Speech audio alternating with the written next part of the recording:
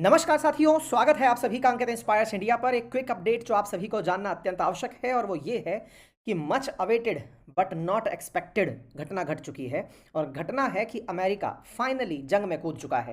कारण चाहे जो भी हो, लेकिन फिलहाल का जो आज का सुबह सुबह का अपडेट है वो ये कि अमेरिका ने ईरान के परमाणु फैसिलिटीज पर वो बॉम्ब गिरा दिए हैं जो जमीन को भेद कर अंदर तक सुरंग में स्थित न्यूक्लियर फैसिलिटीज को नुकसान पहुंचाने में सक्षम है। ताजा अपडेट्स की अब जानकारी ट्रंप के ट्वीट से ही दुनिया को लगी, जब उन्होंने कहा कि मैंने अपनी तरफ से काम कर दिया है, हमने इजराइल का साथ दे दिया है। और इस घटना के बाद जो स्पेक्यूलेशंस हैं बाजार में वो इस बात की कि रिपरकर्शंस क्या होंगे, मिडिल ईस्ट में इसकी क्या घटना होंगी, क्या प्रतिक्रिया होंगी, क्या अमेरिका ने अपने जो भी ठिकाने हैं मिडिल ईस्ट के अंदर या फिर अपने ऊपर होने वाले जवाबी हमलों को कैलकुलेट कर लिया है। आने वाला समय किस तरह से होगा उस पर विस्तार से आज की चर्चा होगी, लेकिन सबसे पहले एक क्विक अपडेट इन हेडलाइंस के थ्रू आप जान लीजिए। साथियों, जिस तरह से आप यहां पर हेडलाइंस देख रहे हैं जो कुछ ही मिनट पहले या घंटे भर पहले के हिसाब से हैं और उनमें जानकारी है कि ईरान इजराइल कन्फ्लिक्ट के लाइव अपडेट्स में US attacked 3 Iran nuclear facility. यह अपने आप में एक बहुत बड़ी घटना कंसीडर की जा रही है, not even in India but in world as well as in US. क्योंकि अमेरिका में लोग इस बात को युद्ध के उकसावे की कार्रवाई के रूप में देख रहे हैं। कहा जाए तो ट्रंप के जो अपोजिशन लीडर्स हैं या अपोजिशन के जो नेता हैं वो भी अपनी प्रतिक्रियाएं देने लगे हैं, जो संभवतः ट्रंप का जो पहले का डर था वो धीरे धीरे बाहर आने लगा है। खैर, इन सब पर चलते हैं, लेकिन सबसे पहले ये अपडेट देखें जिसमें लिखा है we have completed our very successful attack on 3 nuclear sites in Iran including Fordow, Natanz and Isfahan. इन 3 साइट्स पर हमने हमला कर दिया है। हमारे प्लेन्स पूरी तरह से ईरान के एयर स्पेस में जाकर के बाहर आ चुके हैं। हमने फुल पेलोड्स ऑफ बॉम्ब जो हैं वो ड्रॉप किए। प्राइमरी साइट फॉर्दो के अंदर सभी प्लेन सुरक्षित हैं, सभी अपने घर की तरफ हैं। सभी अमेरिकन वॉरियर्स को बधाई हो। There is not another military in the world that could have done this. हमने वो कर दिया है जो दुनिया की कोई और सेना कर नहीं सकती थी। तो आज के सेशन में आप जानेंगे वो कौन सा बॉम्बर है, कौन सा बॉम्ब है, कौन सी फैसिलिटी है जिसको अमेरिका एज ए जीत कंसीडर कर रहा है और क्या ईरान इसके बाद टूट जाएगा या पलट कर वार करेगा। अपडेट्स देते रहेंगे। फिलहाल के लिए बाजार को जो सबसे ज़्यादा डर है, जिसके बारे में मैंने कल भी हर दिन आपसे ये सेशन में कहा कि यदि ईरान इजराइल युद्ध भड़कता है तो स्ट्रेट ऑफ हॉर्मुज प्रभावित हो सकती है और स्ट्रेट ऑफ हॉर्मुज का प्रभावित होना पर्शियन गल्फ से हो रहे ट्रेड को रोक सकता है। भारत जैसी इकोनॉमी या चाइना जैसी इकोनॉमी जो तेल इंपोर्ट पर आधारित हैं, दुनिया में तेल के भाव बढ़ा सकती हैं और तेल के भाव की आज की स्पेकुलेशंस हैं कि ये $120 तक प्रति बैरल टच कर सकता है, जो कि $70 प्रति बैरल के अराउंड फिलहाल दिनों में ट्रेड कर रहा था।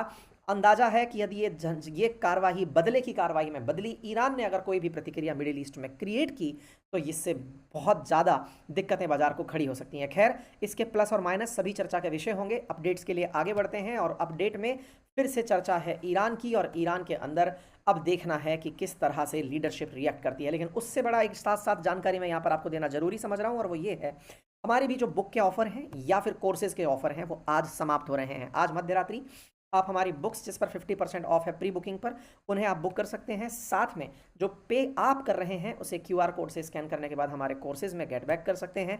हमारे फंडामेंटल ऑफ स्टॉक मार्केट और फंडामेंटल ऑफ म्यूचुअल फंड के कोर्सेज में अंकित 500 कूपन कोड का आज आखिरी दिन है, आप इसे यूज़ करें और किसी प्रकार की दिक्कत आई तो टीम से संपर्क करें।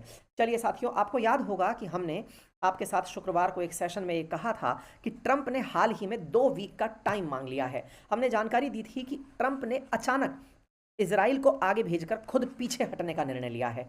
आपको ध्यान होगा ये घटना 20 तारीख की है। आज हम 22 तारीख को सेशन आपके साथ फिर से साझा कर रहे हैं। चर्चा थी कि क्या इजराइल को अकेला छोड़ दिया है ट्रंप ने। साथियों, इन 2 दिनों में जो ट्रंप के साथ बीता है वो शायद ट्रंप ही कभी अपनी आत्मकथा लिखेंगे तो बता पाएंगे। लोगों ने इन्हें मीम मटेरियल बना लिया। लोगों ने अमेरिका में इनकी कमाई पूरी इमेज को पूरी तरह खत्म करने का प्रयास किया। मैंने पहले भी आपको अपने सेशंस में ये जानकारी दी है कि ये आदमी पैसा रखता है, पावर रखता है, प्रसिद्धि की भूख इसे बहुत ज़्यादा तंग किए जा रही है और ये नोबेल पीस पुरस्कार की चाहत इसको ये शो कर रही थी कि हाँ, शायद मैं इस कारण से ही सही, मजाक में ही सही, चर्चा में तो रहूंगा। लेकिन ये चर्चा इसके लिए अपोजिट हो गई। जिस तरह से ऑफिशियल स्पोक पर्सन ने निकलकर ये कह दिया था कि प्रेसिडेंट ट्रंप का संदेश है कि 2 हफ्ते तक हमें इंतजार करना होगा, और 2 हफ्ते के इंतजार में ईरान के साथ ऑलरेडी 6 बार हमारे नेगोशिएशन हो चुके हैं और इन नेगोशिएशंस को और जगह दी जाने की आवश्यकता है। दुनिया में इजराइल के साथ साथ अमेरिका के जितने अन्य मित्र राष्ट्र थे, उन्हें अमेरिका का ये दोगलापन जिस तरह खुलकर सामने आया, ये ना केवल पसंद आया बल्कि अमेरिका विरोधी रवैया बाजार में तैरने लगा। बाजार के ट्रेंड्स को ये लोग बहुत अच्छे से पकड़ना जानते हैं। आप और हम जो ट्विटर, यूट्यूब या जिस भी प्रकार के सोशल मीडिया पर जानकारी देते हैं, सिंगल एआई प्रॉम्प्ट्स से ये जान पाते हैं कि इनकी इमेज को कितना नुकसान हो रहा है। बस यही निर्णय था कि इन्होंने 2 दिन के अंदर अपने आप को फिर से पलटा दिया और पलटा करके जानकारी देने के लिए बाहर आए और कहा कि हमने ईरान के 3 परमाणु ठिकानों पर हमला कर दिया है, जिसमें फोर्डो, नतांज और इस्फहान शामिल हैं। ट्रंप ने यह जानकारी देते हुए कहा कि फोर्डो पर बमों की एक पूरी खेप गिरा दी गई है, यानी कि केवल एक बम नहीं बल्कि पूरी तरह से बहुत सारे बमों का जखीरा एक साथ डाल दिया गया है।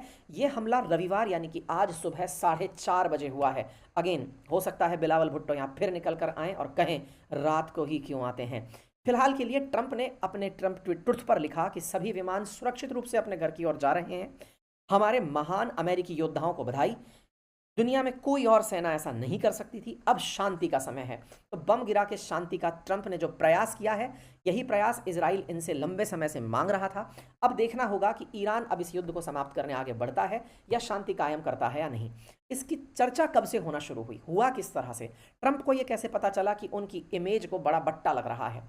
हुआ ये कि जब हमने कल आपको परसों 20 तारीख को जब सेशन किया और उसमें बताया कि ट्रंप ने अपने स्पोक पर्सन को बोलकर कहा है कि 2 वीक का टाइम निकलवा लो, उसमें से आप में सब कुछ लोग निकल कर आ सकते हैं और कहेंगे कि नहीं नहीं, ये तो यूएस की स्ट्रेटजी हो सकती थी कि 2 वीक का समय मांगकर चुपके से जाकर और बम फोड़ कर आ जाएं।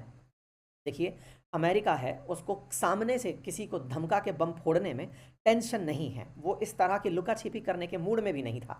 उसको अगर हमला करना होता तो डंके की चोट पर आता, क्योंकि पूरी तरह वो दुनिया को G7 में बता तो चुका ही था कि हम कुछ बड़ा प्लान करने जा रहे हैं। और बड़ा प्लान क्या किया था इन्होंने कि 2 वीक का गैप मांग लेते हैं, ईरान के साथ नेगोशिएट कर लेंगे।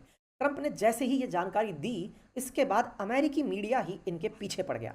अमेरिका के तमाम न्यूज़ चैनल्स, चाहे वो फॉक्स न्यूज़ चैनल हो, जितने भी न्यूज़ चैनल हैं, वो खोज कर ट्रंप के इस तकिया कलाम को निकाल लाए कि 2 वीक में सब सही हो जाएगा। फिर चाहे रशिया यूक्रेन हो, या फिर ईरान पैलेस्टाइन हो, या फिर ये तमाम इजराइल ईरान की घटनाएं हों। जिस तरह कल, यानी कि मैं अगर बात करूं कल से, मतलब अब ये थोड़ा टाइम में डिफरेंस रहेगा, आप टाइम को देखते समय ध्यान रखिएगा। इंडिया वर्सेस यूएस के टाइम फ्रेम में जो डिफरेंस है वो आपको कई बार ट्वीट्स के ऊपर दिखाई दे सकता है।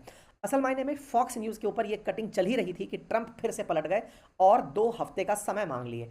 इस पर ट्रंप निकल कर आते हैं क्योंकि उन्हें ये जानकारी हो चुकी होती है कि अब अमेरिका में उनके खिलाफ सेंटीमेंट जा रहा है, इजराइल को नहीं छोड़ना चाहिए था अकेले। तो उन्होंने तुरंत अपनी तरफ से ट्रुथ पर यह जानकारी दी कि ओनली टाइम विल टेल। जब यहाँ चर्चा हो रही थी कि नेक्स्ट 2 वीक, ये बात बोलते ही ट्रंप ने इस पर फिर रिप्लाई करते हुए कहा कि समय ही बताएगा। और समय क्या बताएगा, ये जानकारी सुबह 5:30 बजे भारतीय समय अनुसार ट्रंप के द्वारा दे दी गई और कहा कि हमने फोर्दो, नतांज और अस्फहान पर हमला कर दिया है।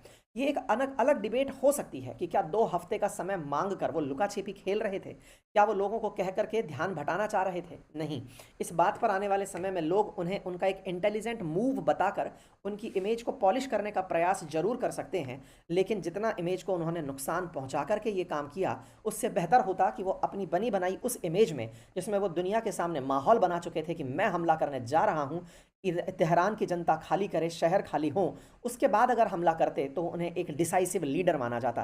फिलहाल के लिए ये पता चलता है कि ये इन्फ्लुएंस्ड होकर लिया गया फैसला है, उकसावे में की गई कार्रवाई है। इन्हें अपने फैसलों की वजह से हुई जो बेइज्जती है, शायद वो रास नहीं आई है। फिलहाल के लिए हम चर्चा करते हैं कि इन्होंने कहाँ हमला किया, फोर्दो कहाँ है, नतांज क्या है, सारी जानकारी देता हूं, क्योंकि फिलहाल के लिए व्हाइट हाउस ने भी इसी ट्रुथ के ट्वीट को, मतलब इसी ट्रुथ के जो सूचना है, इसको ट्वीट पर साझा करते हुए लिखा है कि हमारे बॉम्ब्स ने जाकर के तहलका मचाया है। आप तमाम अमेरिकी मीडिया में खबरें देख सकते हैं कि US enter war with Iran, यानी कि अब अमेरिका ईरान के साथ युद्ध में एंट्री कर चुका है। आप ध्यान रखिएगा कि आज से 2 दिन पहले तक बार बार ये याद दिला रहा था अमेरिका, खुद बोल बोल करके कि हम युद्ध में नहीं हैं, हम युद्ध में नहीं हैं, हमें युद्ध में ना माना जाए। और जैसे ही ये युद्ध में एंट्री किया है, इसके रिपरकशंस क्या होंगे, ये निश्चित ही बाजार को प्रभावित कर सकते हैं। फिलहाल के लिए ये जो आप पंखे से बने देख रहे हैं, ये न्यूक्लियर फैसिलिटीज़ हैं ईरान की, और इन न्यूक्लियर फैसिलिटीज़ में से 3 न्यूक्लियर फैसिलिटीज़ का पहला पार्ट है Fordow new fuel enrichment plan. असल मायने में यहाँ पर यूरेनियम को एनरिच किया जाता है। नतांज ईरान का दूसरा बड़ा नतांज के बाद, क्योंकि नतांज इनका सबसे बड़ा न्यूक्लियर एनरिचमेंट प्लान है जो तेहरान के पास ही स्थित है, ये यहाँ पर रहा, ये फोर्दो रहा, इन सभी जगहों पर फिलहाल हमले हुए हैं। अगर आप देखें तो नतांज के बाद दूसरा जो सबसे इंपॉर्टेंट जगह है वो फोर्दो है।